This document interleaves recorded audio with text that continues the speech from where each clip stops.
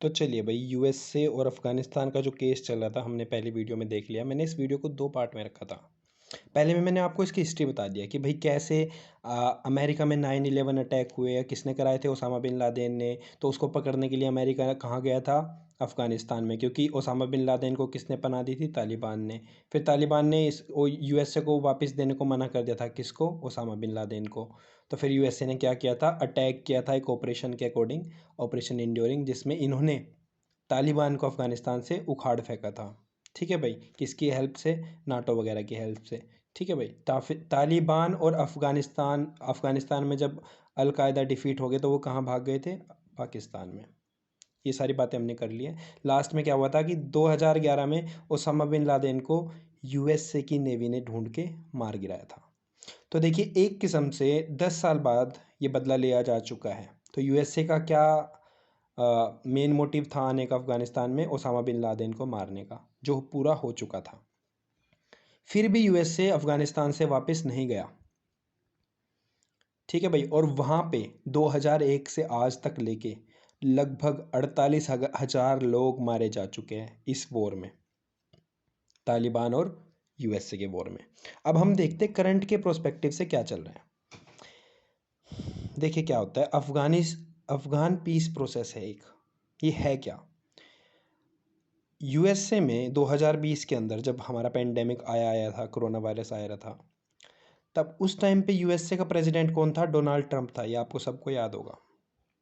फिर पिछले ही नवंबर में डोनाल्ड ट्रंप हटाया और जो बाइडन आया। ये बात आपको पता है। यूएसए में जो बाइडन इस टाइम क्या है? प्रेसिडेंट है। तो उस टाइम पे जब डोनाल्ड ट्रंप प्रेसिडेंट था, इसने क्या किया? इसने एक पॉलिसी चलाई अपनी कंट्री में। क्या दिखाना चाहता था अपनी कंट्री के लोगों को? कि मैं अमेरिका को फर्स्ट रखता हूँ, यानी अमेरिका फर्स्ट पॉलिसी, जिसके अकॉर्डिंग इसने अपने देश के लोगों को ये दिखाना चाहा कि मैं अपने देश के लोगों का बहुत ज़्यादा भला सोचता हूँ, मुझे कोई मतलब नहीं किसी देश में क्या चल रहा है। तो यूएसए के प्रेसिडेंट डोनाल्ड ट्रंप ने एक स्ट्रेटजी बनाई कि मैं अफ़गानिस्तान में से अपनी सारी फोर्सेस, अपने सारे सोल्जर्स वापस बुला लेता हूँ, जिससे कि मेरे देश के अंदर सहानुभूति आ जाएगी मेरे प्रति कि ये तो बहुत अच्छा इंसान है, इसने सारे मरने से बचा लिया हमारी फोर्सेस के लोग, जिससे कि मेरी वोट काउंट बढ़ जाए। क्योंकि आगे इलेक्शन आ रहा था। इलेक्शन तो हर देश में चलता है भाई, और हर देश के नेता ऐसे ही करते हैं। तो क्या होता है फिर? ट्रंप ने क्या सोचा कि यहाँ पर तालिबान के साथ और जो अफ़गानिस्तान की गवर्नमेंट है उसके साथ मिलके एक ट्रीटी करूँ, और इसको ही क्या कह दिया? Afghan peace process.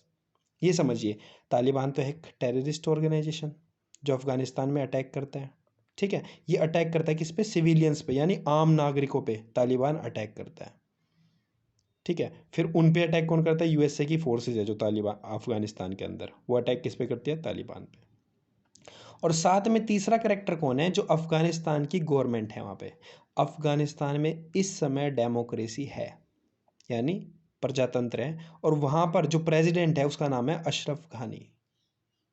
अब हम समझते हैं पीस प्रोसेस क्या था। इसने कहा ट्रंप ने कि हम अपनी फोर्सेस अफगानिस्तान से वापस ले जा देंगे। कहाँ पे? अमेरिका में। इसने ये कहा। इससे तालिबान खुश होने वाला है इस बात से, क्योंकि तालिबान पे अटैक कौन करता है? यूएसए की फोर्सेस। लेकिन इसने एक कंडीशन रखी कि तालिबान, तुम अपनी जनता पर अटैक नहीं करोगे, और ना ही तुम एक टेररिस्ट ऑर्गेनाइजेशन की तरह रहोगे। यानी ये नहीं है कि आप पाकिस्तान के टेररिस्टों को पनाह दे रहे हो जैसे आपने ओसामा बिन लादेन को दी थी। ऐसे नहीं करोगे आप। ये किसने कंडीशन रखी है? अमेरिका ने। अब उस टाइम पे तो इसने क्या, हाँ हाँ ठीक है ठीक है ठीक है कर लेते हैं। तो उस टाइम पे 29 फरवरी 2020 को एक एग्रीमेंट हुआ जिसको अफगान पीस प्रोसेस कहते हैं, जिसके अकॉर्डिंग अमेरिका अपनी फोर्सेस लेके वापस कहाँ जाएगा? अमेरिका में। और विद इन 14 मंथ्स अपनी फोर्सेस को पूरी तरीके से निकाल लेगा। कहाँ से? अफ़गानिस्तान से। यानी अफ़गानिस्तान में अमेरिका का कोई सोल्जर नहीं रहेगा। कब? 1 मई 2021 के बाद, क्योंकि फरवरी में साइन हुआ और लगभग 14 महीने मई में। तो क्या थी कंडीशन कि 1 मई तक सारे सोल्जर्स यहाँ से निकाल लेगा अफ़गानिस्तान से। लेकिन देखिए, मैंने आपको बताया कि ट्रंप नवंबर 2020 में हार गया, और उसके बाद कौन आया? जो बाइडन। तो जो बाइडन ने आने के बाद अपनी पॉलिसी बदल दी।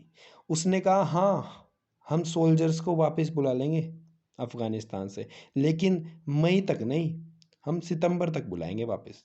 तो एक किस्म से जो बाइडेन ने क्या कहा कि हम सितंबर 2021 तक सारे सोल्जर्स वापस बुलाएंगे।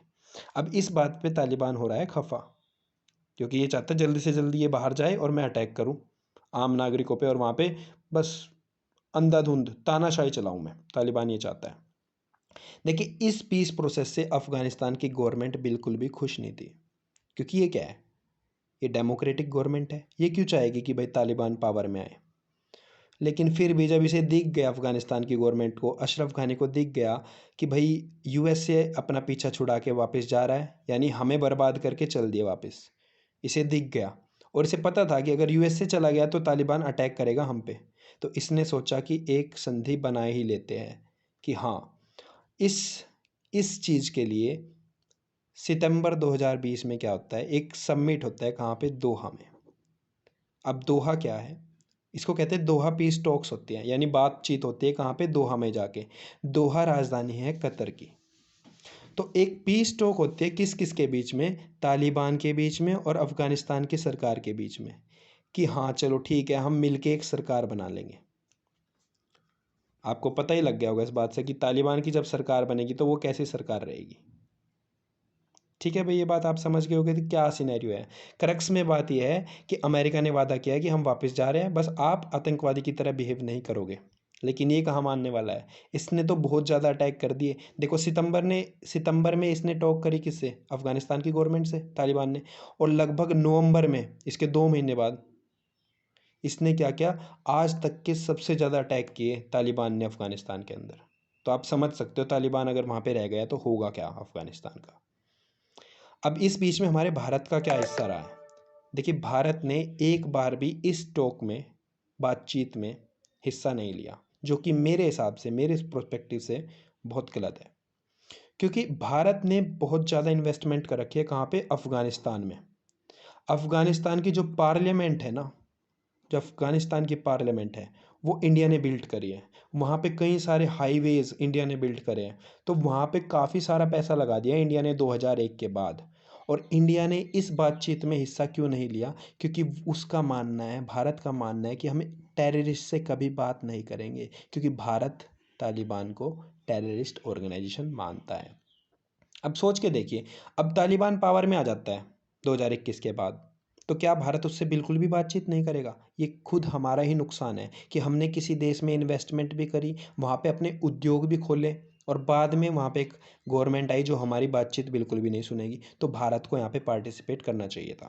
तो आप समझ गए भाई, दोहा पीस टॉक्स किस किस के बीच में हुई, तालिबान और अफगानिस्तान की गवर्नमेंट के। अब मैं आपको दिखा देता हूँ एक बार मैप में कि दोहा है कहाँ।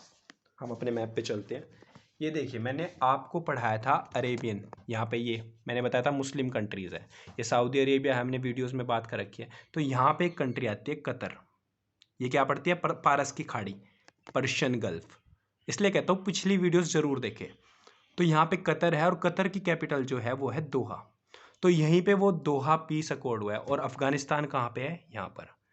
ठीक है भाई, आप समझ गए कि अफगानिस्तान में से तालिबान और अफगानिस्तान की गवर्नमेंट दोनों यहाँ गए दोहा में बातचीत करने के लिए। Hope you like it.